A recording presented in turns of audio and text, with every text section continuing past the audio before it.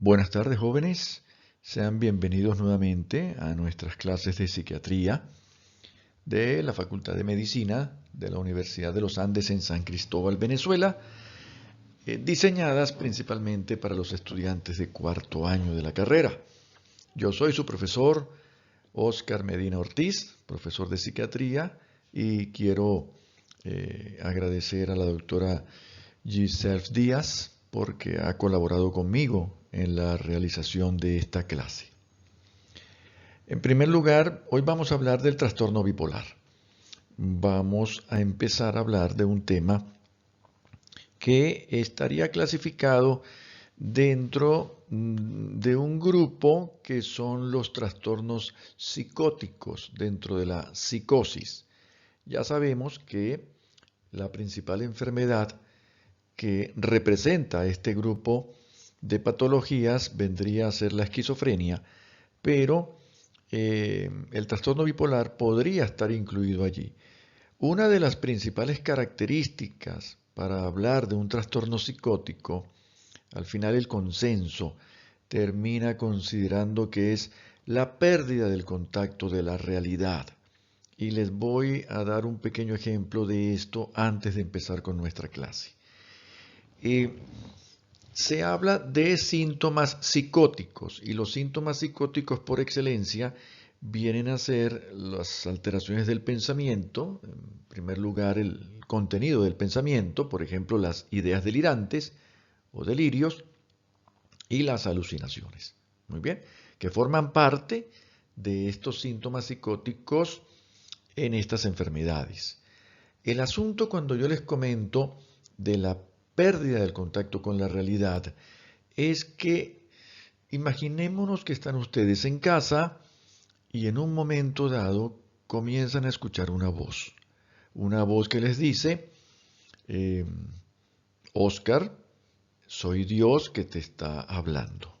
Muy bien, y te voy a dar una misión para que salves a la humanidad. Perfecto. Eh, Si yo no he perdido el contacto con la realidad, esto es una alucinación auditiva, ¿eh? Si yo no he perdido el contacto con la realidad, lo primero que hago es asustarme y decir, ¿qué me está pasando? Me estoy volviendo loco. Muy bien. Si por otro lado también yo comienzo a tener la sensación de que el vecino, a través de la antena, que por cierto estoy aquí en una ventana y la estoy viendo, de la antena de DirecTV, él me está robando mis pensamientos, y yo digo, ¿pero qué me está sucediendo? ¿Me estoy volviendo loco? Bueno, y esa sería una alteración del contenido del pensamiento, una idea extraña, bizarra o de referencia o paranoide. Y si no he perdido el contacto con la realidad, yo puedo diferenciar y decir, algo me está sucediendo. Los pacientes cuando se enferman de estos procesos psicóticos, la mayoría de ellos, por no decirlos todos, pierden el contacto con la realidad, así que asumen como cierta, como verdadera, la voz de Dios que le está dando un mensaje y un poder para que salve a la humanidad, o el hecho de que mi vecino me está robando los pensamientos a través de su antena de DirecTV que yo estoy viendo en este momento. Lo doy por hecho. No puedo diferenciar entre lo que es cierto y lo que es falso. Bien, entonces, con esta introducción tan, tan elocuente, vamos nosotros a ver ahora el trastorno bipolar. Debido a que dentro de, porque el trastorno bipolar no es uno, dentro de los trastornos bipolares, dentro de la clasificación del trastorno bipolar, existen algunos donde, por supuesto, sus síntomas hacen que se pierda este contacto con la realidad. Así que espero que sea entretenida esta clase y comencemos. Lo primero que tenemos que estar claros es que el trastorno bipolar, como su nombre lo indica, es una patología donde el paciente se va a mover o va a girar entre dos polos. Y estos polos van a ser en el estado afectivo, en la afectividad o en el humor. Muy bien. ¿Y cuáles son los polos de la afectividad? Pues cualquiera me podría decir el amor y el odio. Sí, muy bien.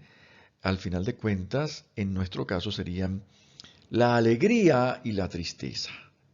Entonces, el trastorno bipolar es un desorden que se caracteriza por su gran polimorfismo, porque esta alteración entre los estados de ánimo de alegría y tristeza tienen muchas variantes, muchas variantes. Em, y las vamos a ver ahora con detalle. Sigamos a ver. Aquí dice, durante el cual el paciente tiene alteraciones del estado de ánimo y se apresan cambios ¿en qué? En su nivel de energía. Cuando vamos a ver, vamos a llamarlo desde ahora en adelante, porque esto también se utiliza en el término de la psiquiatría, estar arriba y estar abajo. Muy bien. Estar arriba o elevado significa que el estado de ánimo está hacia arriba, elevado, alto. Muy bien. Y estar hacia abajo, pues estar deprimido. Es un término también que se utiliza en la radiodifusión. Los locutores muchas veces dicen, vamos arriba, considerando que van a colocar música alegre, ¿no? Y dicen, no, no, bajemos, van a colocar música romántica. Así que el término se aplica muy bien para nosotros. El nivel de energía. El nivel de energía va a variar. Cuando el paciente se encuentra en una fase de la bipolaridad hacia arriba, pues estará exaltado y tendrá mucha energía. Lo contrario cuando se encuentra hacia abajo. También un mayor nivel de actividad y las habilidades para realizar estas actividades también van a cambiar. Una persona con un estado de ánimo elevado, pues tendrá la idea de que puede hacer muchas cosas, estará lleno de mucha actividad y de mucha creatividad. Pero no siempre es una creatividad funcional. La mayoría de las veces, y por eso es una enfermedad, es una creatividad patológica que le puede llevar a incurrir en peligros o en riesgos. Continuemos, jóvenes. Bueno, fíjense, a la izquierda tenemos una ruedita. Hay una ruedita que muestra que la enfermedad es un ciclo, es cíclica. El trastorno bipolar es cíclico. Leamos la columna de la derecha. La presencia de síntomas interepisódicos también pueden acompañar la evolución crónica y recurrente. Así que la enfermedad se caracteriza porque durante una etapa, en el curso de esta enfermedad, el paciente puede presentar síntomas depresivos. Empecemos por aquí, por síntomas depresivos. Esto puede durar muy variable, tiene una duración muy variable, que, ojo, con tratamiento y sin tratamiento, si le dejamos al curso natural de la enfermedad, ella en algún momento debe variar, debe cambiar y puede cambiar, por ejemplo, puede cambiar a una etapa eutímica donde la persona está prácticamente normal, su estado de ánimo está normal, o puede cambiar a una fase maníaca. Y la fase maníaca es estar arriba.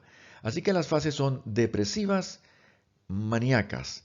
O puede variar a una fase hipomaníaca, que como su nombre lo dice, hipo menos de lo maníaco. Ya les voy a mostrar algunos ejemplos o una definición de la clínica de la hipomanía.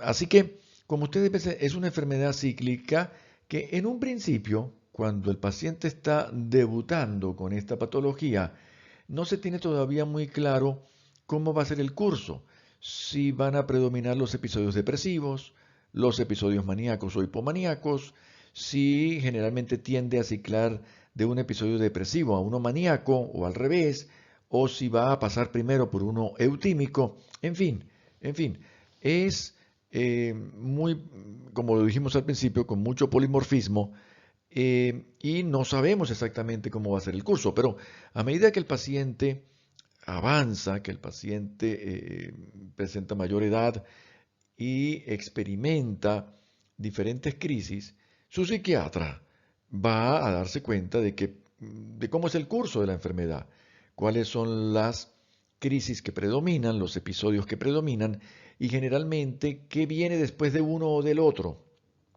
Muy bien, ¿qué viene después del uno o del otro? Y hasta se le pide, muchas veces se le pide que se haga un registro, o lo hace su psiquiatra, que se haga un registro de cómo son los episodios. Y se tiene allí, vamos a ver, depresivo, depresivo, depresivo, eutímico, maníaco. Depresivo, depresivo, depresivo. Y ya con esto puede facilitar un poco más el tratamiento o la intervención terapéutica de esta patología. Adelante. ¿Cuántas personas, epidemiología, cuántas personas sufren de esta enfermedad? Eh, la prevalencia está catalogada más o menos en el 2.5 por ciento a nivel mundial. Recuerden que la de la esquizofrenia es el 1%. No estamos hablando de esquizofrenia hoy, pero hay un documental español que se llama Esquizofrenia 1%. Y creo que está libre en YouTube y les invito a que lo vean. Es una entrevista a pacientes y a psiquiatras españoles. Pero aquí la prevalencia es un poco mayor eh, y la tenemos en el 2.5%. Así que un aproximado de 350 millones de personas en todo el mundo padecen esta enfermedad. Esta enfermedad está asociada, como ya hemos visto, que interfiere con el estado de ánimo, está asociada a altos índices de morbimortalidad.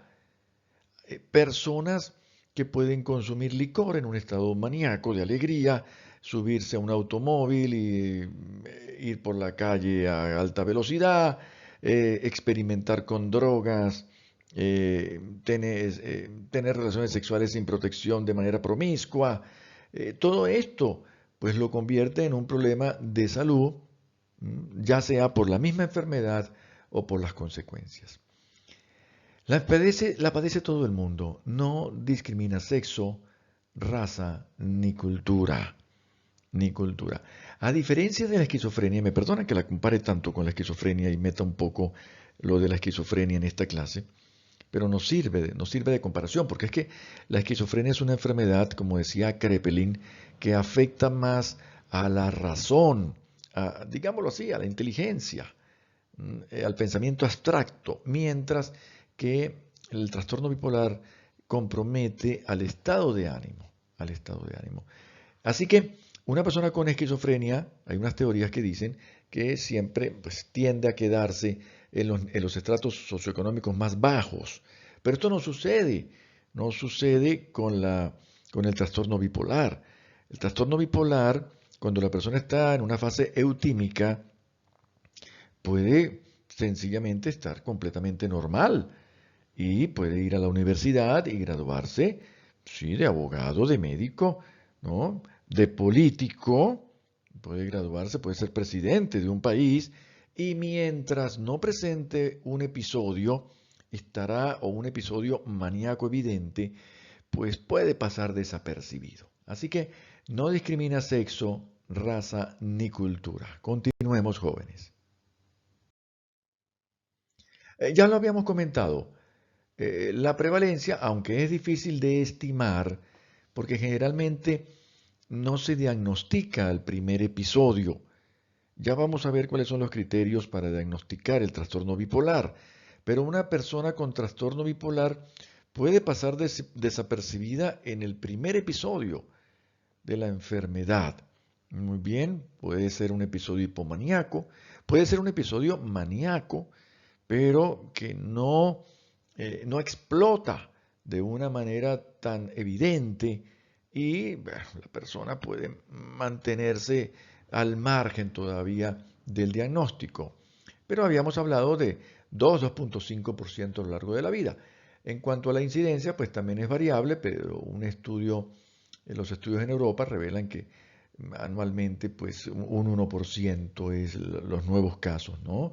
Esto es una confusión que se tiene muchas veces cuando se está hablando en investigación, que se acostumbra cuando se es nuevo a hablar de incidencia. Incidencia son los casos nuevos anualmente y la prevalencia en un corte transversal, lo que hay en este momento, o como se dice allí, pues a lo largo de la vida. Continuemos. Muy bien, ya sabemos que todo en la vida se hereda, lo bueno y lo malo. Bien, yo siempre en clase les doy el ejemplo y les digo, ¿ustedes creen que los hijos de Brad Pitt y Angelina Jolie saldrán feos? Bueno, feos desde nuestro criterio de lo que es la belleza, por supuesto, la belleza occidental. Y lo más probable es que no. Porque bueno, porque los dos son bonitos, así que deberían de salir hijos bonitos. Perfecto. Así que dos personas con un alto grado de salud, pues también tendrán hijos saludables. Ahora bien, una persona con hipertensión y otra persona con hipertensión que se casan y tienen hijos, pues hay una gran probabilidad de que sus hijos desarrollen hipertensión cuando llegue el momento, cuando llegue el día, o epilepsia, o etcétera. Bueno, ya sabemos que todo se hereda, así que las enfermedades mentales, por supuesto que no son la excepción.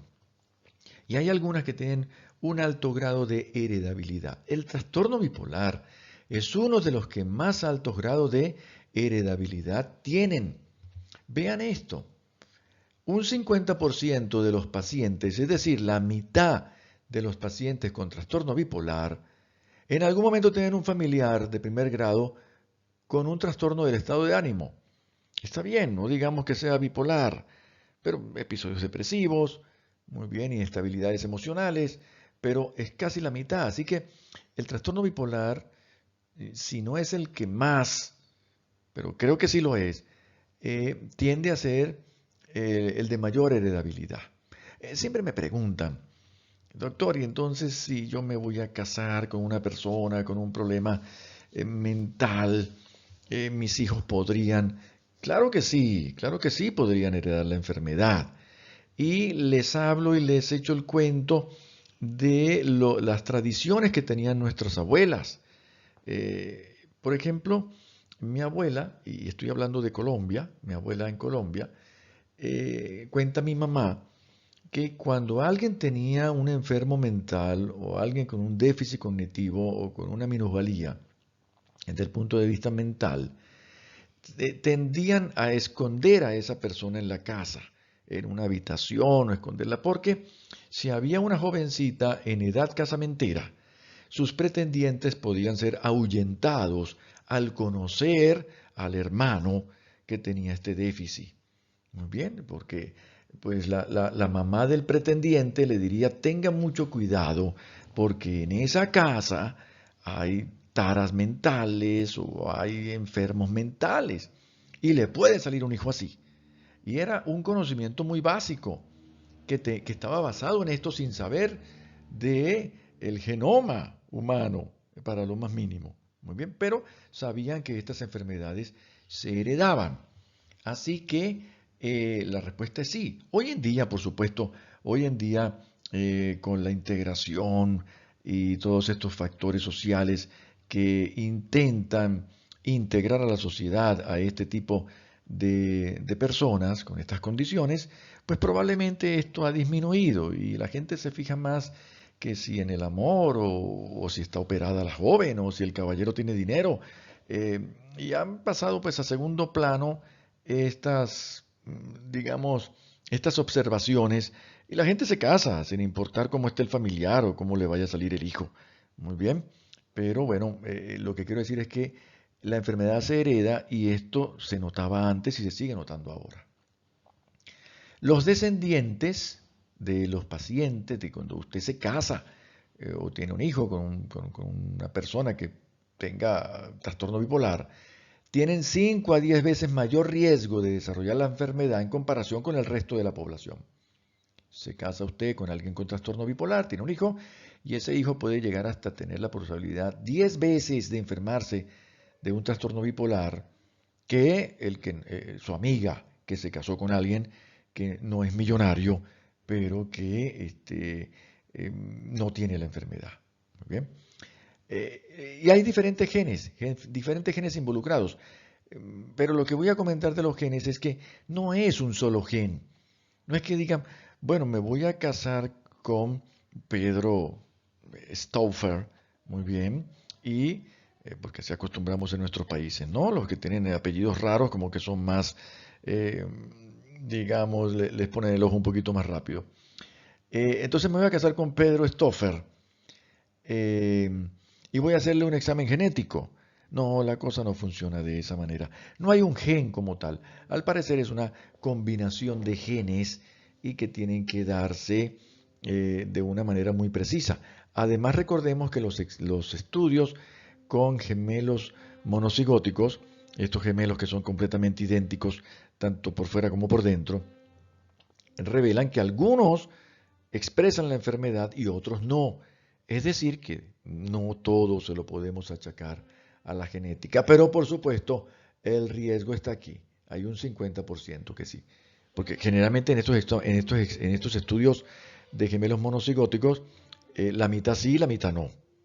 Así que no sabemos uno cuál va a agarrar, qué mitad va a agarrar, ¿no? Pero todo el mundo tiene derecho a casarse y a ser feliz. Así que es una decisión completamente libre del enamorado o la enamorada, muy bien, y adelante con su decisión. Se le apoya en todos sus aspectos, tanto para sí o para no. Continuemos.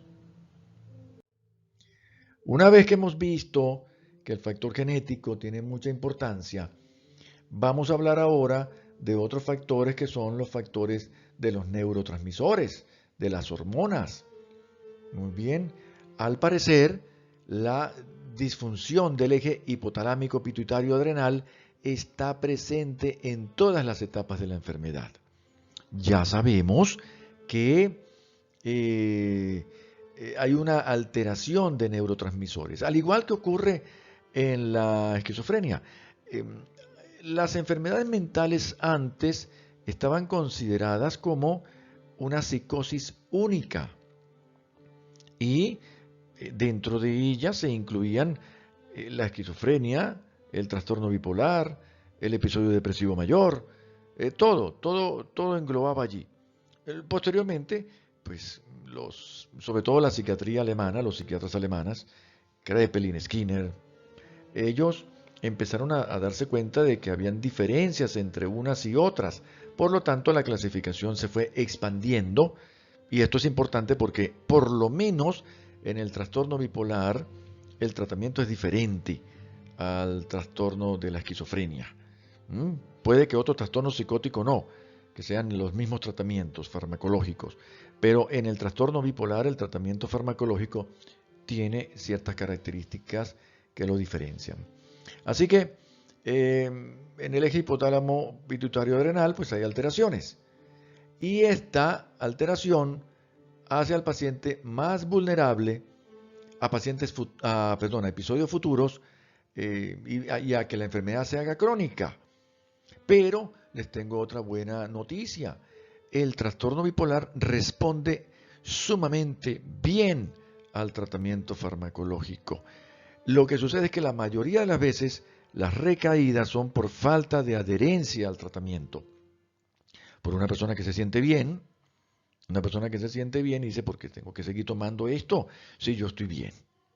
Pero ya lo veremos con mayor detenimiento en nuestra clase de tratamiento del trastorno bipolar. Continuemos. Bueno, se han visto anomalías anatómicas en el cerebro que se comparten con otras psicosis, como la esquizofrenia. Así que tenemos dilatación de los ventrículos, que esto también se ve en la esquizofrenia y en la esquizofrenia se relaciona bastante con los síntomas negativos de la enfermedad, anomalías en los lóbulos frontales y temporales y una atrofia, disminución de la sustancia gris. Igual se ve en el trastorno bipolar. Ahora, hay estudios de neuroimagen en episodios psicóticos primarios tempranos en los cuales parece que sí hay una diferenciación. Hay algunos estudios que muestran las mismas alteraciones para la esquizofrenia que para el paciente con trastorno bipolar. Pero hay otros estudios que muestran que no, que estas alteraciones son mucho más evidentes en el paciente con esquizofrenia que el paciente con trastorno bipolar. Muy bien. Y hay otras anomalías funcionales en la actividad neuronal que se aprecian en la circunvolución frontal superior izquierda, en la frontal medial y en la ínsula izquierda, lo que tampoco son muy precisas, tampoco es que sean determinantes o patognomónicas de la enfermedad, pero sí hay que tomarlas en consideración porque esto es lo que se ve. Muy bien, lo que se ve en este tipo de pacientes. ¿Para qué nos sirve? Pues no nos sirve para hacer un diagnóstico, el diagnóstico se hace clínico. Nos sirve como investigación para terminar de reafirmar que la enfermedad está en el cerebro y que hay una serie de modificaciones, de cambios estructurales que se relacionan con algunos síntomas. Probablemente en un futuro esto pueda tener alguna importancia para prevención o tratamiento de la enfermedad. Muy bien, como ya les comenté, no la herencia no lo explica todo, ni la genética, ni lo neurohormonal lo explica todo. Para que la enfermedad se exprese, deben haber influencias psicosociales. Y esto no es solamente para la psiquiatría. Nosotros ya lo hemos visto. Ustedes me dirán, ¿fumar se relaciona con cáncer? Claro que sí. Ah, pero es que yo tengo un tío que fumó toda la vida, llegó a los 90 años, 100 años y lo atropelló un carro y nunca le dio cáncer. Sí, muy bien.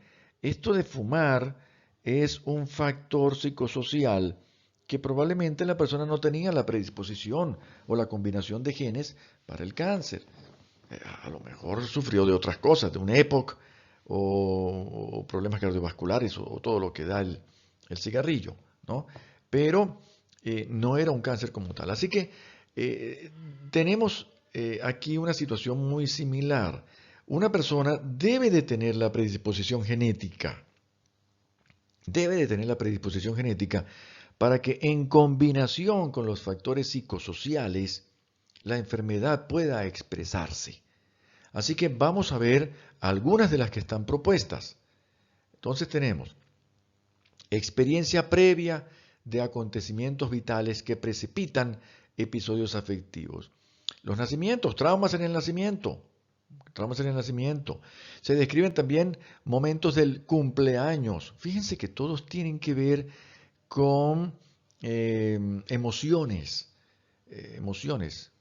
Cumpleaños encantadores, la fiesta, la piñata, estoy alegre, completamente feliz, hay una liberación allí de neurotransmisores de felicidad, etcétera. Matrimonio, aunque no lo crean, el matrimonio es un evento muy estresante, no como el que sale por allí en un canal de Discovery, donde, bueno, hay una serie de personajes que lloran y que sufren por un vestido, por qué sé yo, estas son cosas extremistas. Por supuesto, pues es un negocio, es un reality, ¿no? Y eso es un negocio. Pero hay personas que se estresan, por supuesto, el matrimonio es un evento estresante. Y como siempre, nunca da tiempo de nada, ¿no? Siempre a última hora se está corriendo. Así que eso genera bastante liberación de sustancias. Y el embarazo, por supuesto, también. Y no solamente por la situación emocional. En el embarazo se comprometen también con un movimiento hormonal, un balance y desbalance de las hormonas propias para proteger al embarazo, muy bien, que van a afectar, por supuesto, el estado emocional. También hay experiencia previa de acontecimientos vitales negativos que precipitan episodios depresivos. Muy bien, porque estos son acontecimientos vitales que en cierta medida se pueden considerar positivos, generadores de alegría, pero estos son los negativos y que van a llevar a un episodio depresivo. Recordemos, vuelvo a decir, la enfermedad se caracteriza por dos polos en los cuales la persona puede manifestar un episodio maníaco hacia arriba, alegría exagerada, se enferma de alegría, o hacia abajo, una tristeza exagerada, se enferma de tristeza y la enfermedad de tristeza se llama depresión y la enfermedad o el episodio de alegría se llama manía. Perfecto. Ahora bien, ¿cuáles pueden ser? Muerte de un ser querido. Un duelo se puede complicar en un episodio depresivo. Y sobre todo hay unas muertes inesperadas o de niños, porque, bueno, parece mentira, pero dentro de la muerte también hay sus muertes, por llamarlas esperadas, buenas, hasta bonitas, dice la gente, y otras inesperadas, horribles e injustas. Injustas, ya lo veremos en la clase de duelo. Muy bien, injustas. El fracaso laboral. Hay gente que desafortunadamente en el mundo laboral no logran avanzar o se consiguen con jefes. Todos nos hemos conseguido con jefes medio sinvergüenzas que, que tienen sus trastornos de personalidad, y desbordan la frustración y el odio en el empleado. Hay un desplazamiento. Ustedes van a la casa del jefe y los hijos y la mujer no le prestan atención para nada y eso está todo desordenado. Así que por algún lado tiene que mortificar a alguien y lo agarran con el pobre empleado. Así que esta es una situación horrible y sobre todo cuando la persona necesita de ese beneficio económico para poder vivir. Bueno, hablábamos de que el divorcio genera, de que el matrimonio genera ciertas emociones. Yo creo que nadie se casa pensando que se va a divorciar. Aunque hay gente que uno escucha decir, yo me voy a casar y si me va mal me divorcio. Como si fuera, voy a comprar un perrito y si no me funciona, pues lo doy en adopción. Bueno, pero el divorcio genera muchos problemas. No, el divorcio es otro tema importante en psicología, en psiquiatría. Y no es tanto el problema de separarse de la esposa o del esposo, es todo lo que queda en la mitad. Los hijos, la casa, el dinero, el negocio, los bienes, todo esto, ¿no? Y aparecen también aquí unos rasgos de personalidad interesantes. Yo voy a permitirme contar un chiste aquí en nuestro país existe un comediante que se llama el Conde del Guácharo, que es de Oriente, de Puerto La Cruz, de donde soy yo. Y él comentaba bueno, que él se había divorciado y quedaron en que el que se quedara con más dinero se llevaba a los hijos. Y entonces él comentaba y decía, el abogado no hace sino llamarme como loco para devolverme a mis hijos, ¿no? Porque al final de cuentas en el divorcio pues hay un tercero que son los abogados que también pues pueden sacarle bastante partida y termina pues complicándose todo esto. Así que no tengan la menor duda de que el divorcio puede llevar a un episodio depresivo de una manera muy rápida. Y si no, también por la parte afectiva, no la dejemos atrás. No puedo ser tampoco tan perverso al hacer estos comentarios. Una persona o una mujer que ya pues tiene 60 años, eh, pues su juventud ya estuvo dada y su marido pues se va con una jovencita, generalmente se va con una jovencita, no se va a ir con otra de 60, se va con una jovencita y pues ella queda divorciada, queda sola, lo quiere, lo ama y esto puede traer pues, un problema depresivo. No solamente las mujeres sufren, los hombres también sufren. Y pérdidas materiales, económicas, por supuesto, toda una vida trabajando y el divorcio. En Venezuela tenemos estas circunstancias. En Venezuela y en otros países, México, Chile también se está uniendo al clan, al grupo. Ecuador y Colombia pues también está coqueteando con estos gustos, ¿no? Pero en Venezuela está la experiencia de personas que han trabajado toda su vida y estaban pendientes en la pensión cuando ellos terminaran ya su vida laboral de 70 años y desafortunadamente la pensión se volvió sal y agua, como dice una canción. Estas pérdidas materiales son horribles.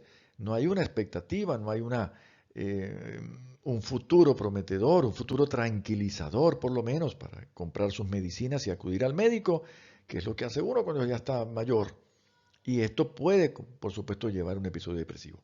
Estamos hablando de un episodio depresivo, pero estamos hablando de un episodio depresivo dentro del trastorno bipolar. Aquí también quiero entonces comentarlo. Ahora más adelante les voy a mostrar cuáles son los síntomas depresivos. Estos episodios depresivos no se diferencian prácticamente en nada. Hay ciertas diferencias, pero no se diferencian prácticamente en nada de un episodio depresivo mayor, cercano a la melancolía. La depresión, llamémosla unipolar, es un nombre también que se ha adoptado, unipolar, no hay una gran diferencia con la depresión bipolar. Pero ¿cuál es cuál? ¿Cuándo sabe usted que es una depresión bipolar y cuándo sabe usted que es una depresión unipolar? Porque los tratamientos, los protocolos de tratamiento también se proponen de manera diferente. Ya lo vamos a ver. Seguimos con las influencias psicosociales y vamos a esto, porque todo esto hay que preguntárselo al paciente. Hay que preguntarle al paciente si ha sucedido algo. Tenía un profesor de castellano en la universidad que decía que lo que es algo y cosa, pues no dicen nada, ¿no? Pero es cierto. Entonces, si ha ocurrido algún acontecimiento alegre o positivo que él pudiera relacionar o que hubiese sucedido recientemente y pudiera relacionarse con la enfermedad. Porque lo positivo también genera neurotransmisores. ¿O es que ustedes, jóvenes, cuando han conocido a una persona que les gusta, que les agrada, que por fin se los van a presentar, presénteme a esta joven, presénteme a este caballero, y por fin van a salir, y están muy entusiasmados, ese día antes de salir no están liberando neurotransmisores de alegría? Liberando norepinefrina, dopamina, serotonina, todo, todo. Hay una ebullición allí. Y encima de eso, pues una pensadera con una serie de sueños e ilusiones. Así que los acontecimientos positivos también. Por ejemplo, ya no que el jefe desborde la frustración en usted, sino que usted se consiga con un jefe que no tenga un trastorno de personalidad de estos perversos, sino más bien dentro de la normalidad y le diga, mire, usted ha sido un buen trabajador y vamos a ascenderlo. Ah, qué bien, qué bueno, me alegro, tengo más sueldo. Sí, pero ahora usted tiene que decirle a los demás que están despedidos, ¿no? Ah, caramba. Bueno, los halagos, ¿no? Como estoy hablando de esto, usted conoce por fin a esa persona, tú sí eres bonita, yo te quería conocer desde hace tiempo, porque también te dices, uy, por fin, Dios mío, he conocido a un hombre que me gusta. Bueno, todo esto, los logros laborales, muy bien, todo esto puede preceder, perdón, a un episodio maníaco hacia arriba, ¿no? Y los que preceden a un episodio maníaco también, pero que son negativos, las amenazas, los insultos, la hostilidad familiar, es decir, coger una bronca, coger una rabia. Muy bien. Pero no es solamente que he cogido la rabia hoy y ya se me quitó. Las personas tienden a rumiar sus pensamientos en la cabeza y esa rabia y esa bronca queda allí, le hubiera dicho y cuando lo vea le voy a decir y cuando no, como se le ocurre lo que me quiso decir, ese que se cree esa sinvergüenza y todo esto hace que esa liberación de sustancias se mantenga. Bueno, muy bien. Voy a pasar esto de una manera rápida porque es una clasificación muy interesante de Aquiscal que se propone en 1980 para el trastorno bipolar. Pero vamos a mencionarla para pasar a la del DSM-5, que es la de la clasificación americana. Ahora, ¿qué dice Aquiscal? Dice, es que el trastorno bipolar es un espectro.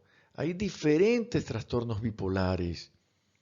Afortunadamente, casi todos se tratan de la misma manera. Pero, pero es bueno identificarlos porque eso va a influir en el funcionamiento social, en la integración social y personal del individuo.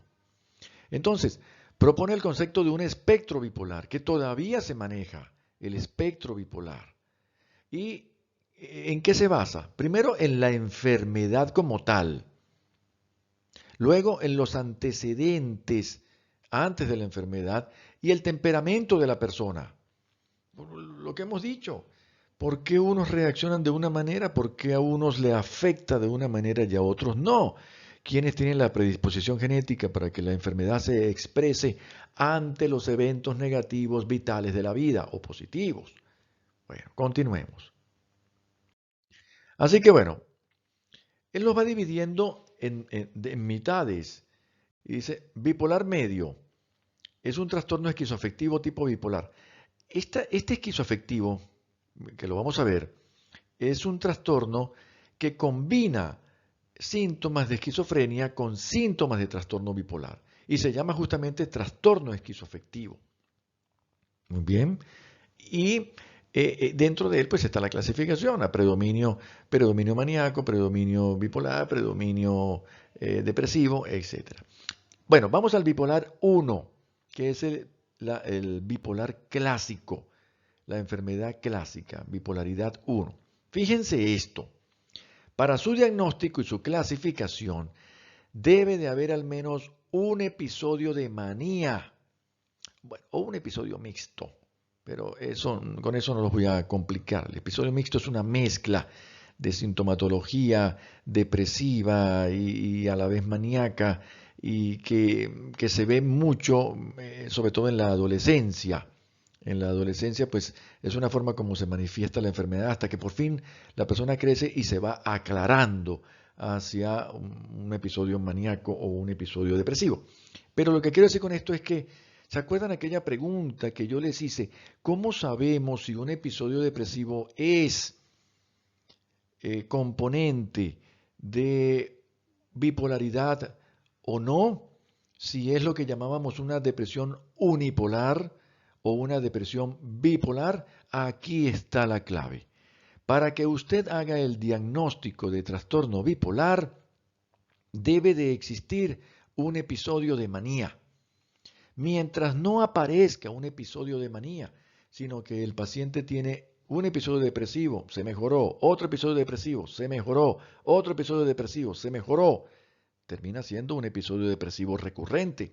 Pero hasta que no aparezca, hasta que no debute un episodio de manía, el paciente no puede diagnosticarlo usted de un trastorno bipolar. Para que sea un trastorno bipolar, tiene que haber manía o hipomanía, ya lo veremos. Muy bien. Luego tenemos el trastorno bipolar 1,5, que son depresiones con hipomanías prolongadas, hipomanías. Vamos al 2, trastorno bipolar tipo 2, la presencia de hipomanía y depresión. Entonces tenemos ya el bipolar tipo 1, manía con depresión, y bipolar tipo 2, hipomanía con depresión. Y ustedes me dirán, bueno, y ahora otra vez, profesor, ¿cómo diferencio yo la hipomanía de la manía? Bueno, con el nombre ya usted tiene una idea. Hipomanía es menos que la manía, pero más que la eutimia, ¿no? Así que, pero ya vamos a ver unas características para que ustedes lo noten. A veces no es tan sencillo y eso queda a criterio del psiquiatra, del médico. Y dice, caramba, ¿será que sí? ¿Será que no?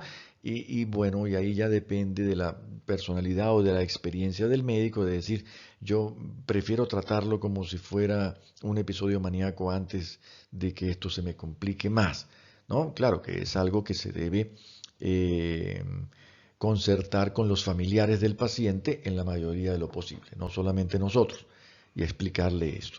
Así que hipomanía, pues son síntomas muy parecidos a la manía, pero que no llegan allá, que no llegan allá. Continuemos. Bueno, tenemos el bipolar tipo 2,5, depresiones con instabilidad anímica, y esta otra, bipolar 3. Vamos a ir solamente con los números romanos enteros, por llamarlo de alguna manera, ¿no? No los romanos medios. Bipolar 1, ya lo tenemos, bipolar 2, bipolar 3. Es hipomanía o incluso manía, que es inducida por fármacos. ¿Por qué fármacos? Casi siempre fármacos antidepresivos. Y nos pasa a todos, nos pasa a todos los psiquiatras.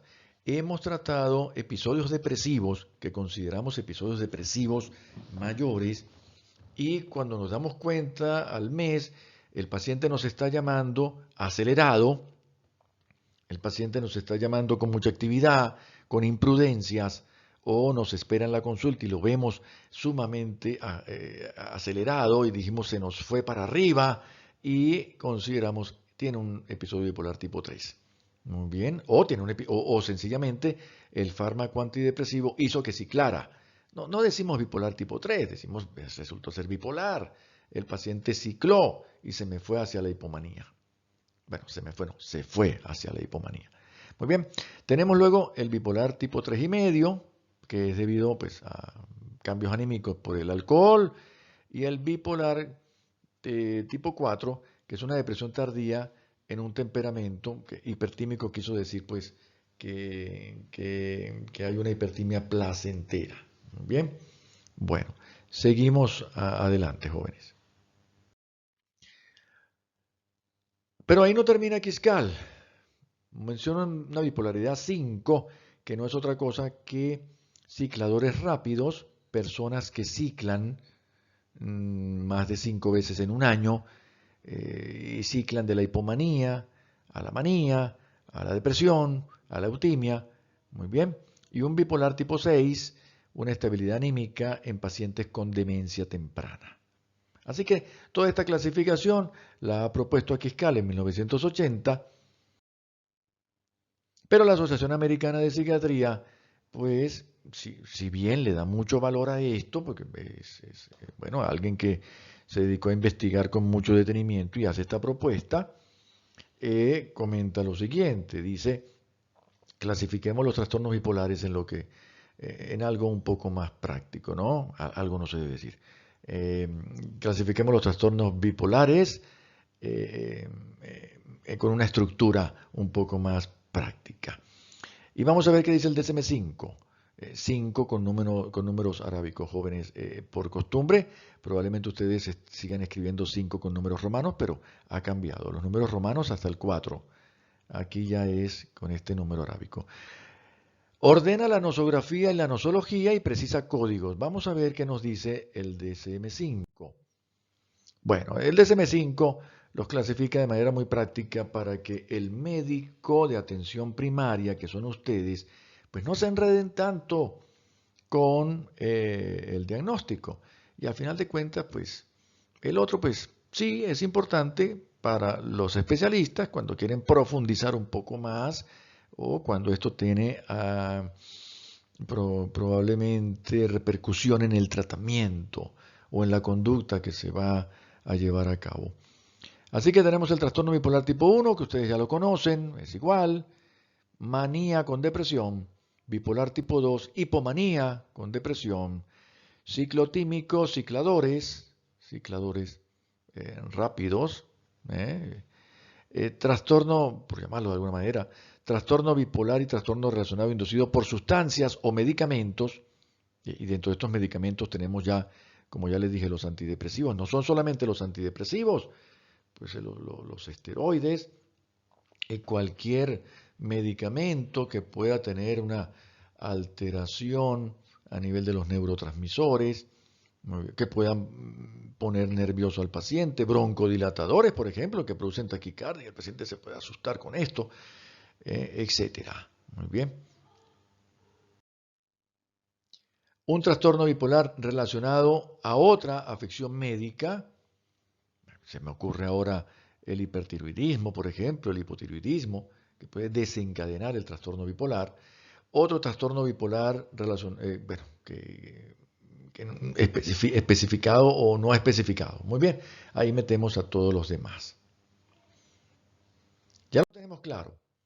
Ahora, vamos con las características clínicas. Ya lo comenté, repasémoslo nuevamente. Trastorno bipolar 1, episodios de manía y depresión. No puede hacer el diagnóstico de trastorno bipolar hasta que no exista un episodio de manía. Mientras tanto, siguen siendo episodios depresivos, muy bien, recurrente o episodio depresivo mayor. El trastorno bipolar tipo 2, caracterizado por hipomanía y depresión. No manía, hipomanía, imprudencia, etc. Vamos a mirar. Bueno, trastorno bipolar tipo 1, manía, recuerden, bipolar tipo 1, manía. causa un impedimento severo en la funcionalidad del paciente, interfiere con la vida del paciente. El paciente está sumamente arriba, incluye síntomas psicóticos, generalmente son síntomas psicóticos congruentes con el estado del ánimo. ¿Qué significa esto? Que si la persona está muy arriba, sus ideas delirantes muy probablemente tienen que ver con que soy el dueño, voy a utilizar términos de pacientes de la vida real. Soy el dueño de la Gatorade, yo soy costurera y me puse en contacto con el príncipe de Austria porque son mis clientes y yo a ellos les hago su ropa, todo esto, ¿verdad? Síntomas psicóticos también. Dios me habló y me dio un poder. Yo tengo el poder de curar a la gente. Son síntomas psicóticos que, como ustedes ven, están relacionados con el estado de ánimo de estar arriba. Requieren en su mayoría, pero yo diría que prácticamente todos, hospitalización. Hospitalización para poder indicar un tratamiento agresivo que se haga efectivo. ¿Qué digo agresivo? Bueno, que probablemente sea un tratamiento endovenoso o parenteral que requiera que el paciente esté en un ambiente controlado y no en la casa, porque en la casa puede consumir alcohol, se puede ir, puede golpear a los familiares, se va, mientras que en la hospitalización está controlado, ya sea con una contención farmacológica, con una serie de medicamentos que le mantienen. La cosa es que el paciente, cosa tampoco se debe decir, el asunto es que el paciente eh, ha perdido el contacto con la realidad y están estos síntomas psicóticos que son los que mueven su vida. El trastorno bipolar tipo 2, habíamos hablado, se caracteriza por depresión y episodios como cuando yo le enseñaba a mis hijas, de hipomá, exactamente, de hipomanía. Entonces, su severidad no produce deterioro significativo en la funcionalidad laboral y social. No necesariamente requiere hospitalización, pero es una persona imprudente. Es una persona que ustedes ven que no es como era antes. Ahora cuenta chistes groseros, es impertinente, pasan las muchachas por la calle y les dice unos piropos subidos de tono, llega a la casa y aquí hay un cuatro. El cuatro es un instrumento musical típico de Venezuela, por si nos están escuchando alguien en la clase en otra parte. O una guitarra. Y empieza a agarrar la guitarra y bueno, ya que estoy, vamos a cantar. Y es el alma de la fiesta. Muchas veces cae hasta bien. Llegó por fin y echa chistes y es escandaloso. Pero él no es así. Esa es la diferencia. Está en una fase hipomaníaca.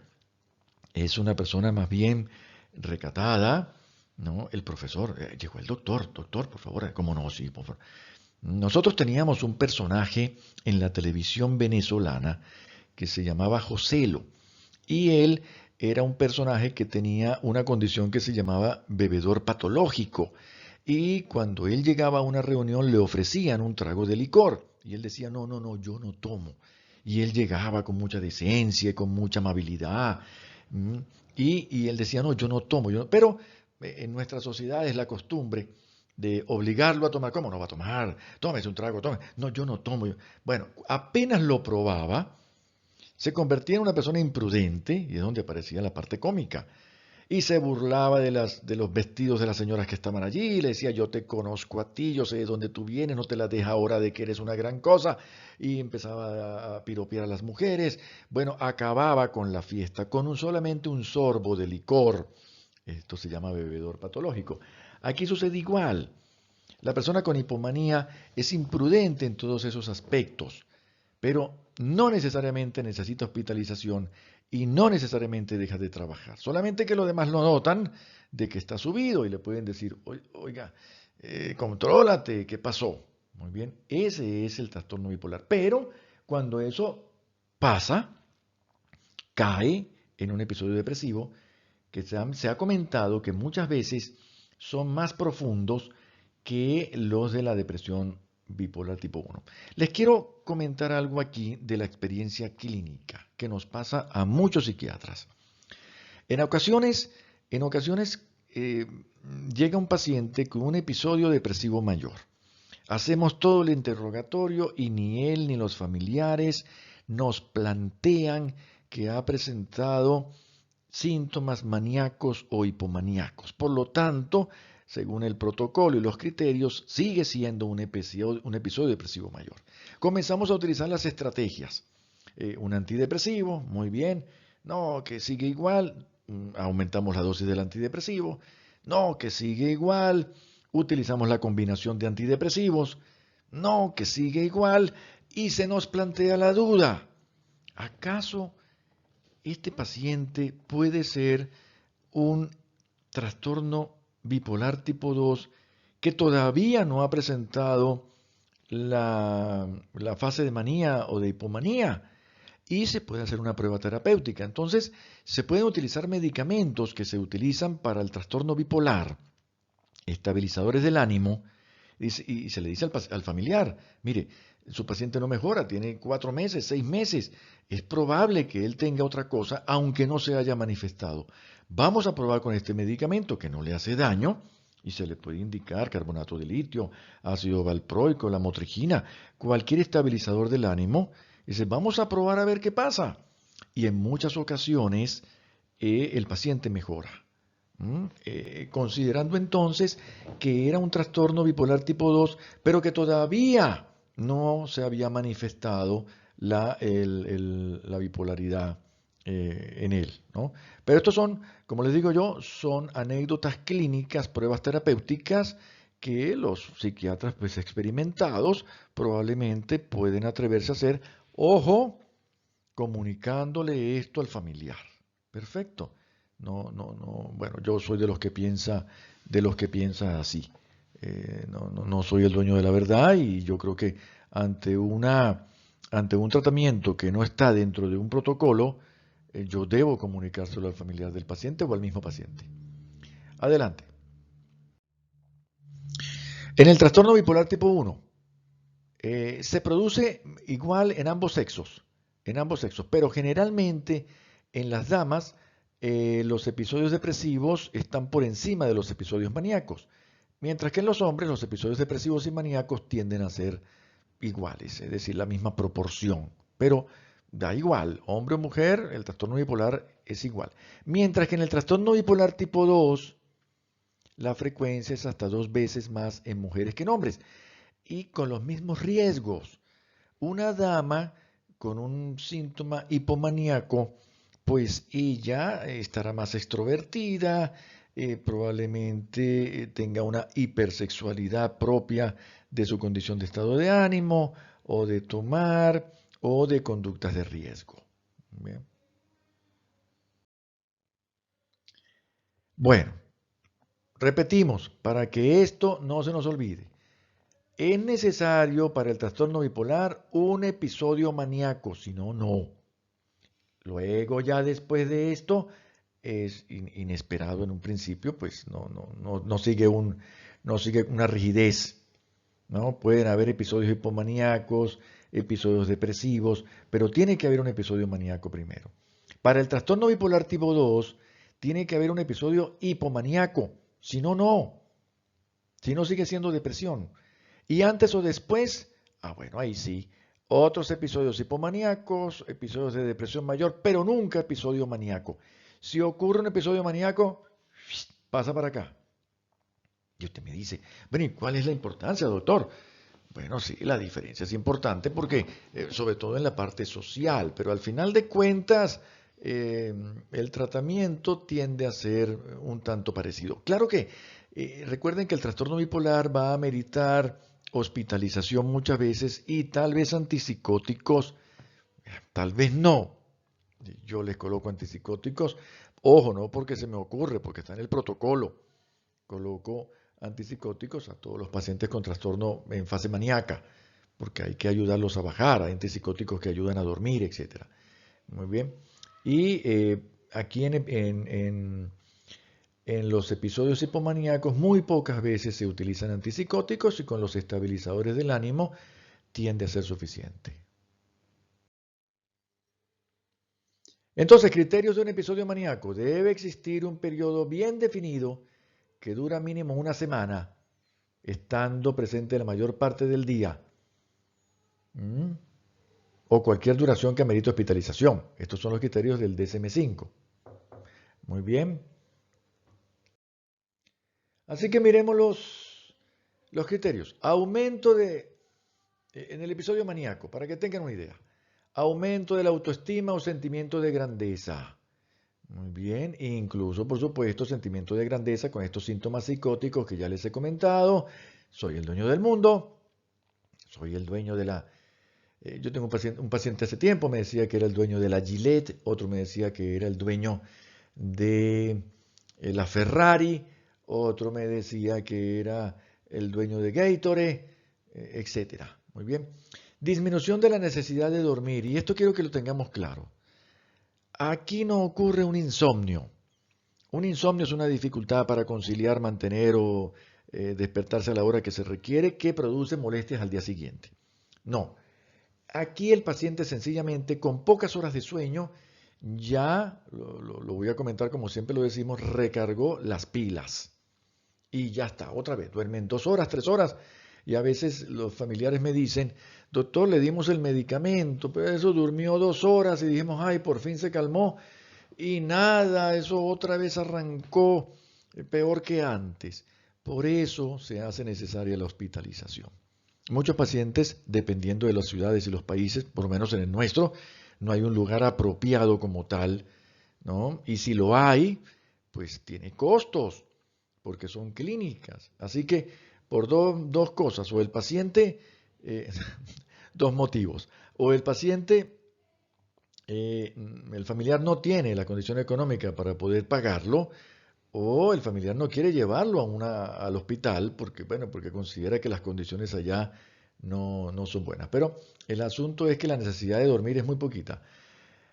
Más hablador de lo habitual, fuga de ideas, el pensamiento está acelerado, por lo tanto las ideas se fugan, se distrae, agitación psicomotora, participación excesiva en actividades peligrosas, y no está aquí, pero lo digo, puede haber irritabilidad y esta irritabilidad llevar a una violencia. Muy bien, pueden agredir a sus familiares. Seguimos con la clínica. 3 o más de los síntomas anteriores, o 4, si solamente es irritable, en un grado significativo y presenta un cambio notorio en el comportamiento habitual. Él no era así, no es así.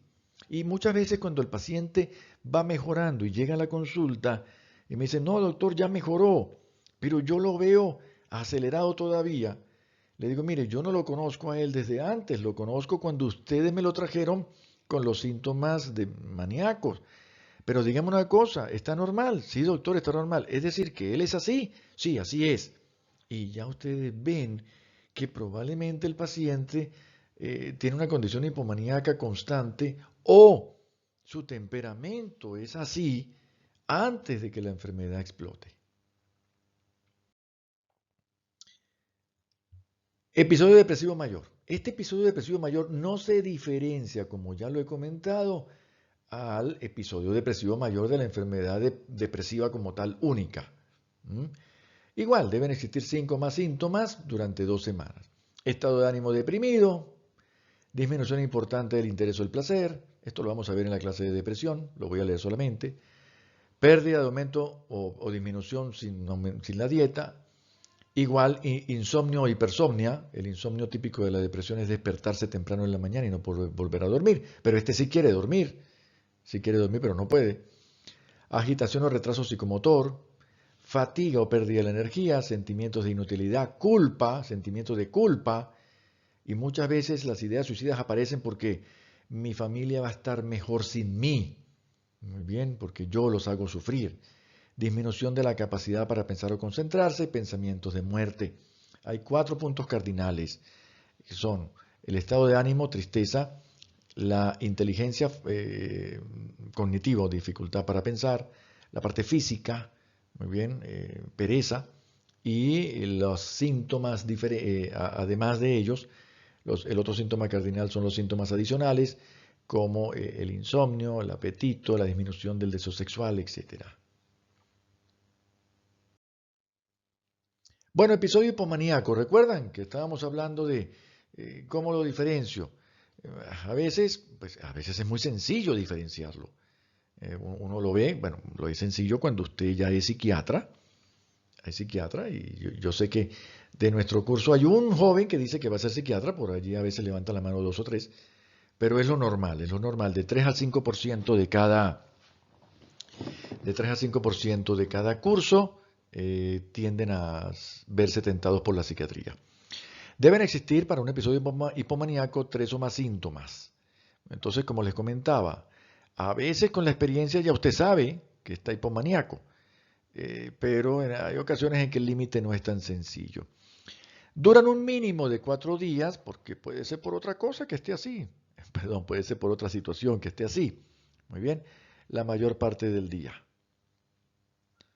Entonces se tiene aumento de la autoestima o sentimiento de grandeza. Fíjese que es prácticamente igual a un episodio maníaco. Disminución de la necesidad de dormir, más hablador de lo habitual, fuga de ideas, facilidad de distracción, aumento de la actividad dirigida a un objetivo y también participación excesiva en actividades peligrosas. Pero no interfiere con la vida diaria, no interfiere con la vida laboral, puede seguir trabajando y no interfiere con la vida interpersonal, con las relaciones interpersonales. Bueno, hablemos un poco del tratamiento, que no es tratamiento farmacológico, sino de psicoterapia. Tratamiento no farmacológico, y aquí sí va más orientado hacia los psicólogos clínicos y hacia los que van a ser psiquiatras, que luego harán un curso adicional de psicoterapia.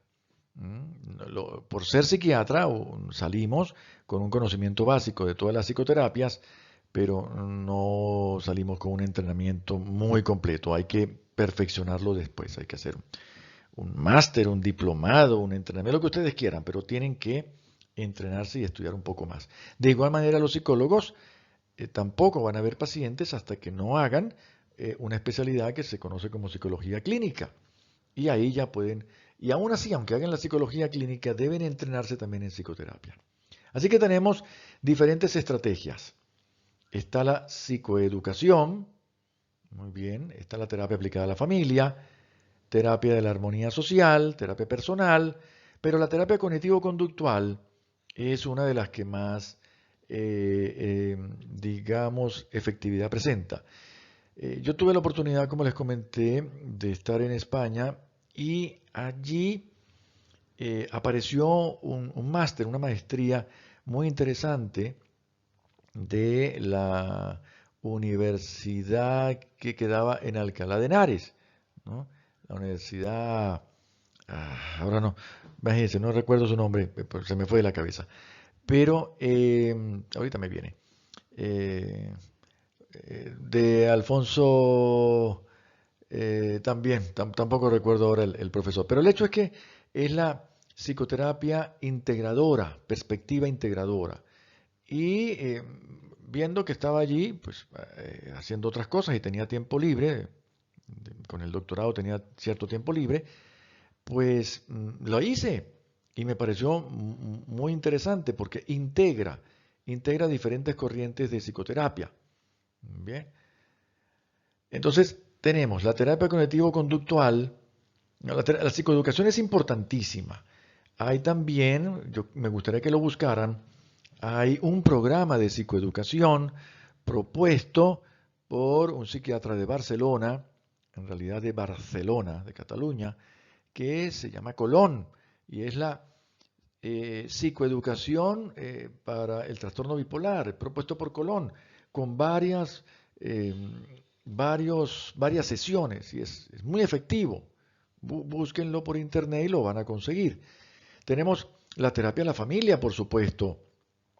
La familia también debe estar en psicoterapia. No es fácil vivir con una persona con un trastorno bipolar y sobre todo comprenderlo. Comienzan los enfrentamientos, comienzan los familiares a decirse lo que pasa es que se está haciendo el loco, él cree que uno no se da cuenta, etcétera. Terapia de la armonía social para controlar un poco los aspectos sociales, ambientales que hemos hablado, y la terapia personal, no interpersonal, personal. Es una terapia para sí mismo, para comprenderse y conocerse. Pero la terapia cognitivo-conductual podría envolver pedacitos de cada una de ellas para ayudar al paciente. Vamos a mirar un poco. ¿En qué se basa la terapia cognitivo-conductual? Prácticamente se basa en que el paciente entienda que tiene una enfermedad y que entienda que tiene una enfermedad que responde muy bien al tratamiento, muy bien al tratamiento farmacológico, que tiene que tomarse el tratamiento farmacológico de por vida. Claro, hay ciertas variantes, que podría uno decir, a lo mejor por 3, 4 meses no se lo toma, etcétera, porque la enfermedad es cíclica. Yo tenía un paciente que sus crisis siempre le ocurrían en agosto. Claro, eso fue después de haberlo visto 3 años, ¿no? Siempre en agosto. Y se le iban empezando diciembre. Tomara tratamiento o no tomara tratamiento, en agosto empezaban y en diciembre se le iban. Así que decidimos, como el tratamiento le incomodaba un poco, que de enero a junio, que eran 6 meses, pues él no iba a tomar tratamiento. Él decía, nunca me he enfermado de enero a junio, estoy eutímico, completamente bien. Después sí tienes toda la razón. Entonces, en un convenio con él, que es uno de los criterios, que es uno de los paradigmas de la terapia integradora, en convenio, en ponerme de acuerdo con el paciente, dice, bueno, pues sí, porque veo que tome o no tome. Así que en junio comienza usted el tratamiento un poco más agresivo para que cuando llegue agosto probablemente no le pegue tan duro. Y efectivamente, no le daba tan dura las crisis en agosto. Así que él tomaba de junio a diciembre. Y en diciembre ya no tomaba más y duraba 6 meses. Pero esos son casos eh, muy excepcionales, probablemente los que trabajan con trastorno bipolar, ¿no? El representante, por decirlo de alguna manera, de los psiquiatras de trastorno bipolar que nos representan a nivel internacional, que está en Caracas, es el doctor Luis Madrid. Tiene muchos libros al respecto y mucha información al respecto. Está en Caracas, creo que en el Hospital Militar. Pues es el representante del capítulo internacional de trastorno bipolar y ha dedicado su vida pues al estudio del trastorno bipolar. Así que él tendrá muchos pacientes así como ese que tenía yo. El hecho es que, bueno, la terapia cognitivo-conductual busca justamente eso. Usted está enfermo, esto es una enfermedad. Esto no es que Dios le habla, esto es una enfermedad. Y con el tratamiento usted va a mejorar mucho, pero también tiene que tener unas condiciones sociales para prevenir. Así que el trasnocho, nada. Olvídese de los problemas. Húyale a los problemas, a los conflictos, a las preocupaciones. Las alegrías disfrútelas, pero no las disfrute, no es que no las disfrute tanto, aprenda a disfrutarlas. Muy bien. Entonces fíjense, en la terapia cognitivo-conductual, la persona aprecia los sucesos e influencia de los sentimientos, el comportamiento personal y sus emociones, muy bien, analiza la conducta del paciente y se enfoca en ese círculo nocivo que provoca las alteraciones ya debido al comportamiento y a la cognición, a cómo se comporta y lo que piensa. Si es una persona que se preocupa mucho, pues está en factor de riesgo de que la enfermedad aparezca. Y si es una persona que le gusta trasnocharse y echarse sus tragos, pues también la enfermedad va a aparecer. Así que todo eso hay que controlarlo. Muy bien. Modifica los componentes cognitivos, emocionales, conductuales, para que el paciente reconozca la enfermedad. Esto no ocurre en un principio. Imagínense ustedes que de pronto tienen una gran energía, de pronto se ven insuflados en su personalidad, en su inteligencia, se sienten productores, el que es escritor escribe, el que es compositor compone, el que es trabajador trabaja, todo esto, esto no puede ser una enfermedad. ¿Cómo me van a decir que estoy enfermo si yo nunca me he sentido tan bien como me siento hoy? Así que esto es un proceso completo para que el paciente pueda llegar allí. Reduce el resultado de los acontecimientos estresantes al aprender a enfrentarlo con un manejo satisfactorio. Y enfrentar un acontecimiento estresante puede ir desde decir, yo no me meto en eso, me voy, bueno, a llevarlo con calma. Si yo me preocupo por esto, me van a hospitalizar otra vez y voy a estar 2, 3 meses allí y todos mis ahorros se van a ir y voy a estar en una clínica psiquiátrica o en un hospital psiquiátrico. Así que mejor no me mortifico. Y esto se aprende después de varias crisis. Tengo una paciente que peleaba mucho con sus cuñadas. Y ella decía que mis cuñadas me buscan, se meten conmigo y ellas no me conocen. Pero usted, ¿por qué se pone altanera? Usted no se da cuenta que ellas la buscan, le dicen, le meten cizaña, como usted dice, y hablan mal de que usted no cuida a su hija bien, etcétera. Y usted le presta atención a todo esto, se molesta, como dicen en España, se cabrea y resulta ser que usted se enferma. ¿Y quiénes son las que van para el hospital? Ellas. Va usted. Y su esposo se queda solo en la casa trabajando para pagar la clínica. Así que, bueno, vea bien, sea un poquito más astuta, de sentido común. Y comenzó a entender eso y ya me decía, tiene ya como 3 años que no se enferma. Y ya me comentaba, no, ya no les presto atención. Cuando están hablando de eso, me olvido eso porque sé que lo hacen con la intención de que yo me enferme y me metan allá en la clínica. Muy bien. La última vez que se enfermó lo hizo porque dejó de tomar el tratamiento. Así que le dije que no podía tampoco. Bueno, hay unos factores de peor pronóstico, muy bien, que son estos. Peor pronóstico para que la enfermedad se haga crónica, ¿no? Que el primer episodio sea depresivo mixto, sí, pero va a seguir siendo depresivo hasta que aparezca el maníaco, pero debutó por allí. Recuerden la paciente que yo les decía que probablemente tiene una depresión y que no se quita la depresión, que no mejora con las estrategias que se proponen antidepresivas y al final utilizamos un estabilizador del ánimo y el paciente mejora. Ese paciente tiene peor pronóstico. Que el último episodio haya sido mixto, que hayan disfunciones cognitivas, disfunción laboral, bien, mayor proximidad en el último episodio. Vamos solamente a leerlos, ¿no? Mayor número de episodios previos o ciclado rápido. Mayor número de acontecimientos vitales negativos. Mire, hay gente que de todas maneras no puede evitar sufrir.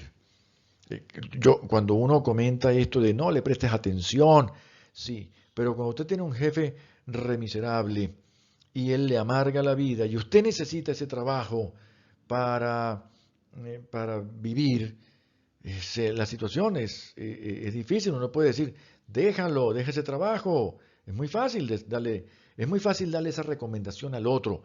O mi marido tiene otra mujer, pero mire, yo no sé leer ni escribir y tengo 3 hijos y él me trae la comida.